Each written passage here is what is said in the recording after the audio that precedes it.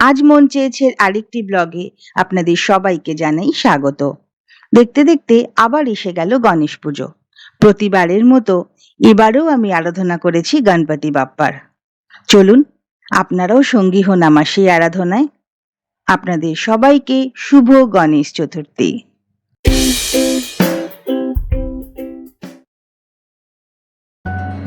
দেখতে দেখতে কেমন বছর ঘুরে গেল না? সময় সত্যি কিভাবে কেটে যায়। মনে হয় এই তো সেদিন গণেশ পুজো করলাম, আপনাদেরও সামিল করলাম আমার সেই গণেশ পুজোর প্রস্তুতিতে, যাবতীয় খুঁটিনাটি সবকিছুতে। আবার এসে গেল গণেশ পুজো, তাই আপনাদের সামিল না করে যাই কোথায় আমি? এবারও তার ব্যতিক্রম হবে না। তবে আমার বাড়ির গণেশ পুজো দেখানোর আগে আমি ভাবলাম এবারে আপনাদের একটু মুম্বাইতে কেমন করে গণেশ ঠাকুর তৈরি হয় আর কোথায় তৈরি হয় সেগুলো একটু ঘুরিয়ে দেখাই। এই জায়গাটা দেখছেন, এই জায়গাটাতে গণেশ ঠাকুর তৈরি হচ্ছেন। এটা কিন্তু পার্মানেন্ট কোনো জায়গা না, এটা টেম্পোরারি একটা জায়গা ভাড়া নেওয়া হয়েছে গণেশ পুজো উপলক্ষেই। পুজো আসার 1.5 মাস বা 2 মাস আগে থেকে এরকম জায়গা ভাড়া নেওয়া হয়। সারা শহর জুড়ে নানা জায়গায় এরকম দেখতে পাবেন আপনারা। এই জায়গাগুলো ভাড়া নিয়ে টেম্পোরারি ভাবে এখানে গণেশ ঠাকুর তৈরি হয়। কতটা প্রশস্ত দেখছেন জায়গাটা? এই জায়গাটা বিরাট বড়। সব সময় যে বড় জায়গা নেওয়া হয় তা নয়, কোনো সময় বড়, কোনো সময় ছোট, যে যেরকম পারেন সেরকম ভাবে জায়গা ভাড়া নিয়ে প্যান্ডেল করে পুজোর ঠিক আগে ওনারা গণেশ ঠাকুর তৈরি করেন। এখান থেকেই বায়না হয়, এখান থেকেই গণেশ ঠাকুর বিভিন্ন প্যান্ডেলে বা বাড়িতে যান। আমি এই জায়গাটা ঘুরতে ঘুরতে একটা জিনিস ভাবছিলাম, বারবার আমার শহরের কথা আমার মনে হচ্ছিল, কুমারটুলির কথা। ওই অপ্রশস্ত ছোট্ট জায়গার মধ্যে আমাদের শিল্পীরা কি অসাধারণ পারদর্শিতার সঙ্গে মা দুর্গাকে তৈরি করেন। অত বড় মা দুর্গার প্রতিমা, সেই সঙ্গে লক্ষ্মী, সরস্বতী, কার্তিক, গণেশ, কতটুকু জায়গা বলুন তো? আর এখানে কত প্রশস্ত জায়গায় কি অনায়াসভাবে এনারা হেসে খেলে ছড়িয়ে ছিটিয়ে বাপ্পাকে তৈরি করছেন।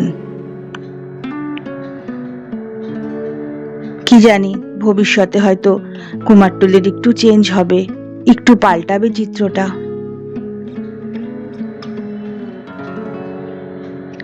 যাই হোক, দেখুন কি বড় বড় গণেশ ঠাকুর তৈরি হচ্ছে, ভারী ভালো লাগে কিন্তু দেখতে। ছোট বড় নানা রকমের ছোট্ট গণেশ ঠাকুর, কত বড় গণেশ ঠাকুর। বাড়ির পুজো হোক বা বারোয়ারি, পুজো আসার 2-3 সপ্তাহ আগে বুকিংটা সেরে রাখতেই হয়। বারোয়ারি তো বটেই, এমনকি বাড়ির পুজোতেও। কারণ পুজোর দিনে দিনে বা পুজোর ঠিক 2 দিন আগে ঠাকুর পাওয়া খুব মুশকিল হয়ে যায়। বুকিংটা করে রাখলে সুবিধে, একে তো আপনি নিশ্চিন্ত, আপনার কোনো অসুবিধা হবে না, আর দ্বিতীয় আপনি আপনার মনের মতো করে বাপ্পাকে সাজাতে পারবেন। আপনি যেমন বলে দেবেন তেমন ভাবেই ওনারা সাজিয়ে গুছিয়ে দেবেন।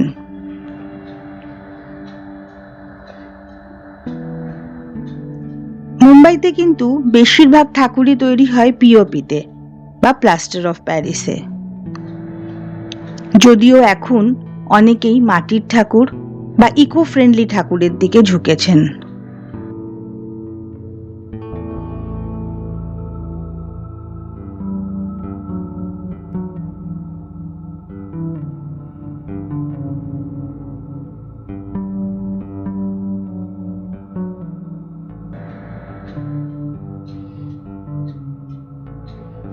গণপতি বাপ্পা, সিদ্ধিদাতা গণেশ। আমাদের জীবনের ঋদ্ধি সিদ্ধি সবকিছুর জন্যই আমরা বাপ্পার কাছে প্রার্থনা করি।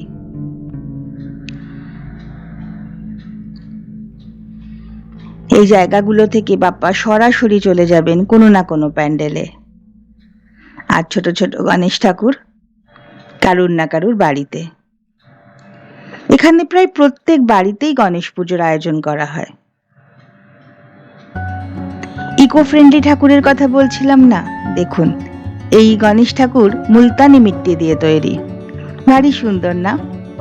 আর এই বাপ্পা মাটির তৈরি। এই যে ওয়ার্কশপটা, এটা একটা তুলনামূলক ছোট ওয়ার্কশপ। এই কাকিমা দেখুন কাজ করে চলেছেন। এটি আসলে ওনার ছেলের ওয়ার্কশপ, কিন্তু মাও হাত লাগিয়েছেন ছেলেকে সাহায্য করতে। মারাঠিতে কাকিমাকে বলা হয় কাকু। প্রথম প্রথম আমার শুনে ভারী হাসি পেত, কারণ আমরা তো কাকাকে কাকু বলে ডাকতে অভ্যস্ত না। কিন্তু এখন অভ্যেস হয়ে গেছে। এখানে কাকা আর কাকু মানে কাকা আর কাকিমা।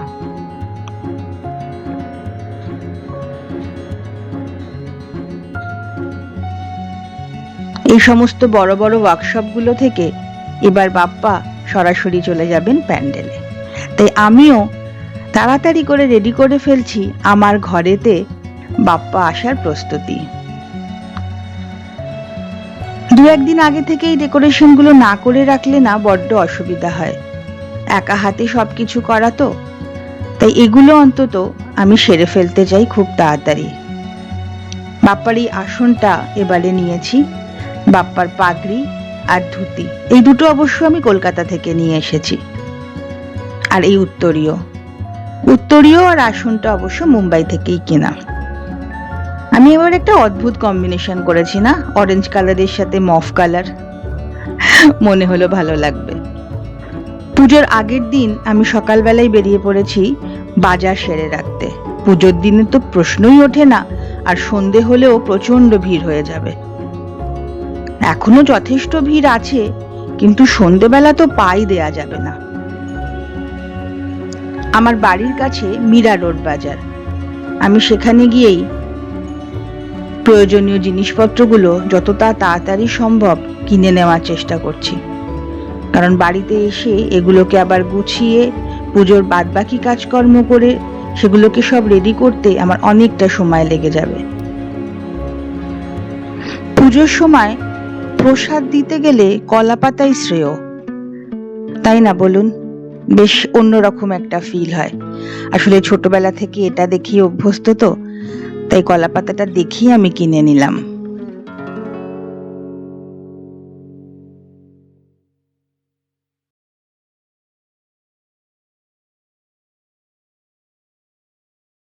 ফুলের মালা কিনতে এসেছি, হাত দেবে কার সাধ্যি।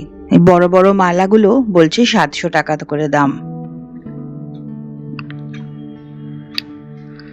তবু তার মধ্যেই দেখে শুনে আমি বড় মালা ছোট মালা ফুল যা যা দরকার সবকিছু কিনে নিয়ে চলে এলাম বাড়িতে। বাড়িতে এসেই চটপট শুরু করে দিলাম রঙ্গোলি দেওয়ার কাজ, কারণ রঙ্গোলি দিতে বেশ অনেকটা সময় লাগে, আর আমি তো অভ্যস্ত নই, ফলে আমার আরেকটু বেশি সময় লাগে। অনেক চেষ্টা করে অনেক প্র্যাকটিস করে কিছুটা আয়ত্ত করেছি, কিন্তু এখনো অনেক শেখার বাকি। তবে আমার বেশ ভালো লাগে রঙ্গোলি,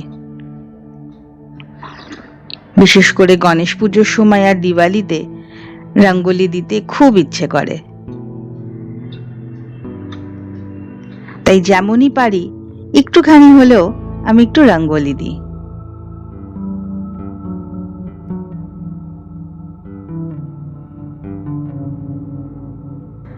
আমি এবারে দুটো রঙ্গোলি রেডি করেছি।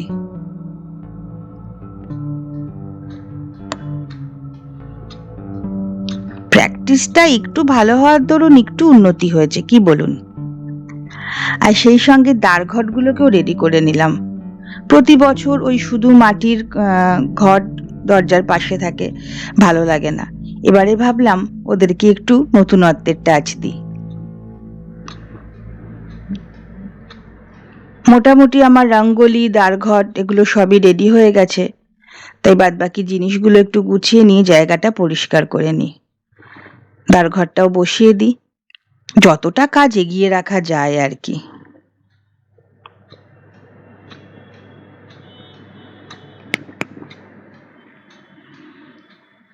পুজোর আগে পুজোর এই কাজগুলো করতে আমার খুব ভালো লাগে।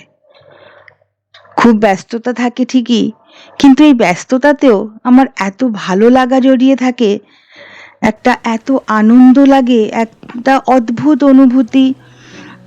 এটা ঠিক বোঝানো যাবে না। মোট কথা আমি ভীষণ এনজয় করি। খুব ভালো লাগে আমার এইভাবে বাপ্পাকে আরাধনা করতে, বাপ্পাকে বাড়িতে আহ, আমার মনের মতো করে পুজো করতে। আমি তো ঠাকুরমশাইকে বহুদিন হলোই আর ঠাকুরমশাই আসেন না, আগে আসতেন। আসলে এই ঠাকুরমশাই না আসারও একটা কারণ আছে। আহ, আমাকে একবার একজন মারাঠি ঠাকুরমশাই, মারাঠি পণ্ডিত, উনি বলেছিলেন যে আপনি আমাকে ডেকেছেন কেন, আপনার বাড়ির পুজো। আচ্ছা, এই ফাঁকে একটা কথা বলে দিই, এই যে আমার হাতে এই জিনিসটা দেখছেন না, এটা হচ্ছে কেওড়া ফুল। কেওড়া জল জানেন তো, মানে আমরা সবাই জানি বাঙালি মাত্রই বিরিয়ানি ভক্ত, এবং বিরিয়ানিতে কেওড়া জল তো দিতেই হয়। ওটা সেই কেওড়ার ফুল ছিল, যেটা বাপ্পা খুব পছন্দ করেন। এখানে চট করে আমি একটু বাপ্পাকে রঙ্গোলিতে করার চেষ্টা করছি। হ্যাঁ, যেটা বলছিলাম, তুই মারাঠি ঠাকুরমশাই আমাকে বলেছিলেন যে আপনার বাড়ির পুজো, আপনার পরিবারের পুজো, আপনার মঙ্গল কামনা, সন্তানের মঙ্গল কামনা, আপনার বাড়ির মঙ্গল কামনায় আপনি বাপ্পার আরাধনা করছেন। তা সেই মঙ্গল কামনা আমি কি করে করতে পারি? আপনার থেকে ভালো মতো কি আমি পারবো? আপনার বাড়ির পুজো আপনিই করে নেবেন। মন্ত্র একটু কম জানলেও কোনো ক্ষতি হয় না, যদি আপনি ভক্তি ভরে বাপ্পাকে ডাকতে পারেন, কোনো মন্ত্রের থেকে সেটা কম নয়।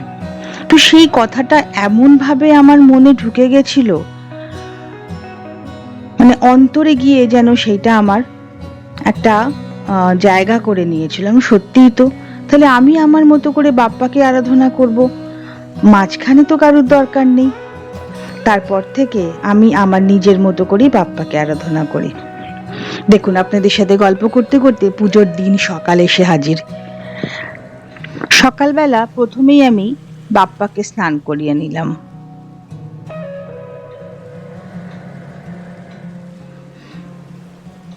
বাপ্পাকে আগে ভালো করে স্নান করিয়ে বাপ্পার ধুতি, উত্তরীয়, পাগড়ি সবকিছু ভালো করে বাপ্পার সাজসজ্জা করে আগে বাপ্পাকে আসনে বসাবো।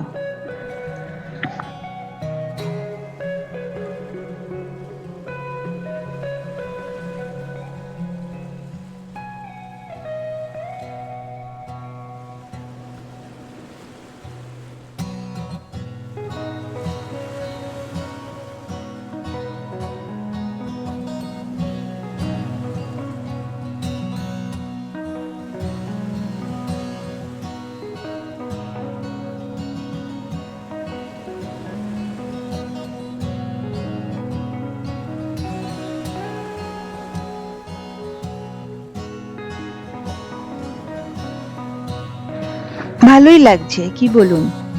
অরেঞ্জ কালারের সাথে মফ কালারের কম্বিনেশনটা একটু আনকমন লাগছে তো? বাপ্পাকে ভালো লাগছে না? ভারী সুন্দর লাগছে।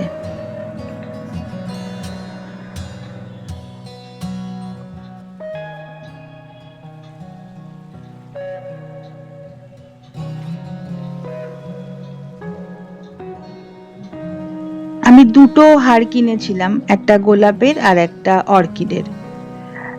আমার তো আরেকজন বাপ্পা আছেন, তার জন্য অর্কিডের হার, আর আমার এই বাপ্পার জন্য গোলাপের পাপড়ি দেওয়া হার।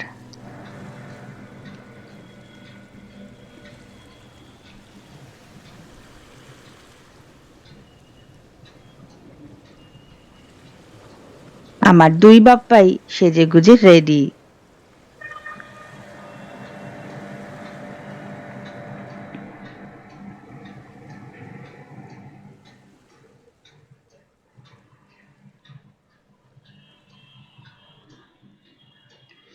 আমরা ঘটে যেমন শিশোলা ডাব দিই, এখানে সেটা পাওয়া যায় না। এখানে তাই নারকোল, সবাই এখানে নারকোলই দেন ঘটে, তাই আমিও সেটাই করি, যেখানে যা ব্যবস্থা আর কি।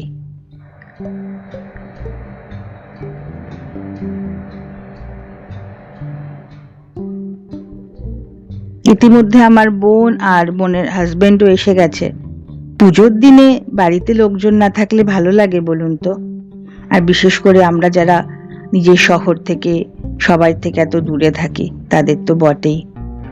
এবারে আমি বাপ্পার জন্য এই দুটো জবা ফুল নিয়েছি। প্রতি বছরই আমি কিছু না কিছু বাপ্পার জন্য নিই। এবছরে এই দুটো জবা, দুটোই রূপোর, তার মধ্যে একটা লাল মিনে করা।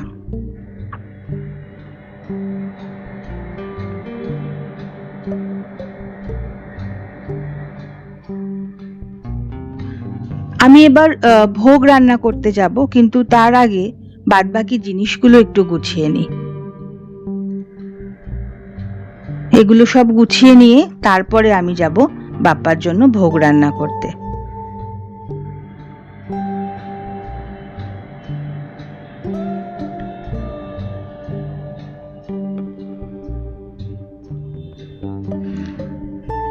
পাপ্পা তো ছোট্ট বাচ্চা, তাই চকলেট না দিলে হয় বলুন? এবার আমি এসে গেছি রান্নাঘরে। বাপ্পার জন্য এখন রান্না করব মিষ্টি পোলাও বা বাসন্তী পোলাও, আর পায়েস, চাটনি, আলু ফুলকপির তরকারি।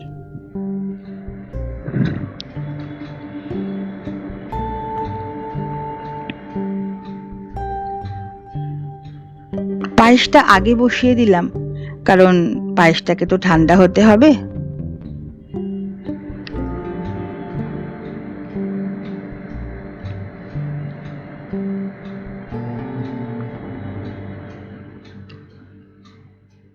এবারে আমি স্পেশালি এই পুজোর জন্য এই মাটির হাঁড়ি আর এই হলুদ, এটা আমি নিয়ে এসেছি মহারাষ্ট্রেরই একটা জেলা সাতারা থেকে। সাতারা জেলার এই হলুদ খুবই খাঁটি।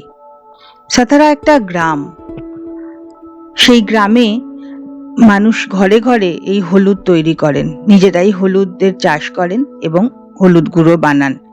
এই হলুদ এতটাই খাঁটি, আপনি ব্যবহার করতে করতেই সেটা বুঝতে পারবেন না, আপনার হাতে দাগ লাগবে না বাসনপত্রে। মানে আমরা যে হলুদ ব্যবহার করি তাতে কতটা রং মেশানো থাকে তাহলে ভাবুন। আমার ইতিমধ্যে চাটনিও রেডি হয়ে গেছে, তাই আমি আমসত্ত্বটাও দিয়ে দিলাম চাটনিতে। এখানে এরকমই আমসত্ত্ব পাওয়া যায়। এবার আমি পুজোর জন্য একদম রেডি।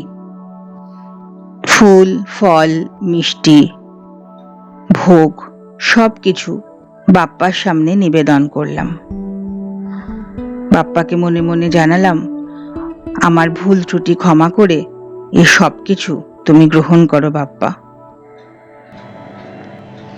বক্রতুণ্ড মহাকায় সূর্যকোটি সমপ্রভা, যার অর্থ লম্বা সুরযুক্ত বিশাল শরীরের অধিকারী এবং কোটি কোটি সূর্যের মতো যার প্রভাব, যিনি মহান প্রতিভাশালী, সেই গণপতি বাপ্পা, যার কৃপায় আমাদের সমস্ত কাজ কোনো রকম বাধা বিঘ্ন সম্মুখীন না হই সমস্ত আশা আমাদের পূর্ণ হবে, সমস্ত কাজ আমাদের পূর্ণ হবে। আমি বাপ্পাকে আমার আনা জবা ফুল, 21টা দূর্বা এবং বেলপাতা দিয়ে নিবেদন করলাম।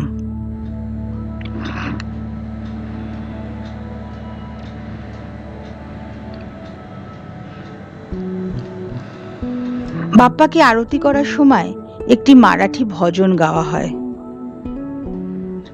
সেই মারাঠি ভজন গেয়েই বাপ্পার আরাধনা হয়।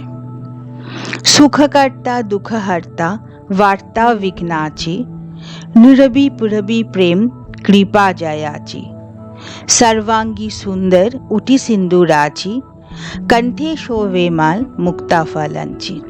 जय देव जय देव, जय देव जय देव, जय मंगल मूर्ति, श्री मंगल मूर्ति, दर्शन मात्रे मोनो कामना पूर्ति। जय देव जय देव।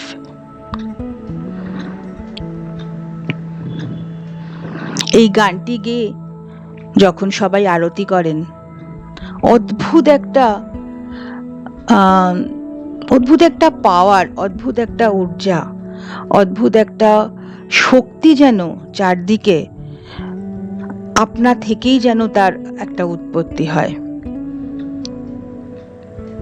এটা আপনি সত্যি ফিল করতে পারবেন, সত্যি আপনি অনুভব করতে পারবেন এই যে পাওয়ারটা, এই যে পজিটিভ এনার্জিটা, এই যে উৎসটা, এইটা একটা অদ্ভুতভাবে আপনাকে প্রভাবিত করবে, করবেই করবে, যদি আপনি সেই ভালোবাসা দিয়ে, সেই ভক্তি দিয়ে আপনি বাপ্পাকে আরাধনা করেন। আর বাপ্পা সমস্ত বাধা বিঘ্নকে দূর করে আপনার সমস্ত কাজ নির্বিঘ্নে সমাধা করবেন। এটা আমার বিশ্বাস, কোটি কোটি ভারতবাসীর বিশ্বাস, যারা বাপ্পাকে ভালোবাসেন তাদের সবার মনের বিশ্বাস। বিশ্বাসেই তো আমরা বেঁচে আছি, তাই না? বিশ্বাস নেই আমরা চলি। বিশ্বাসই আমাদের পথ দেখায়, বিশ্বাসই আমাদের আস্থা যোগায়, বিশ্বাসই আমাদের ভরসা দেয়।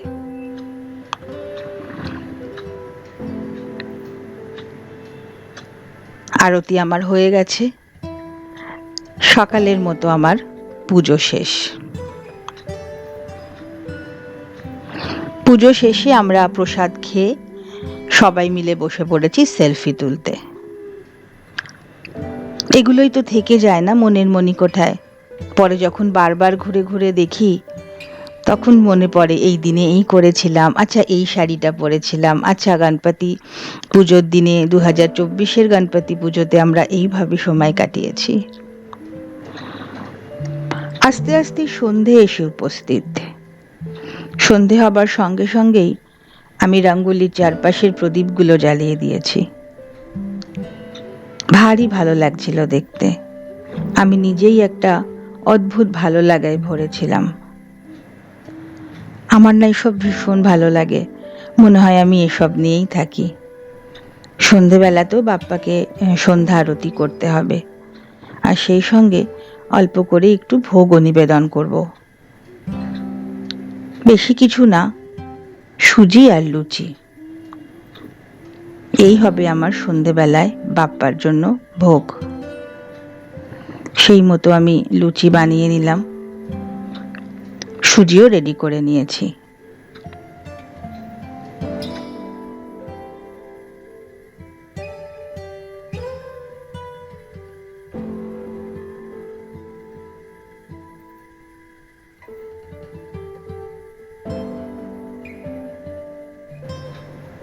বাপ্পাকে নিবেদন করলাম এবং সন্ধ্যারতিও করে নিলাম।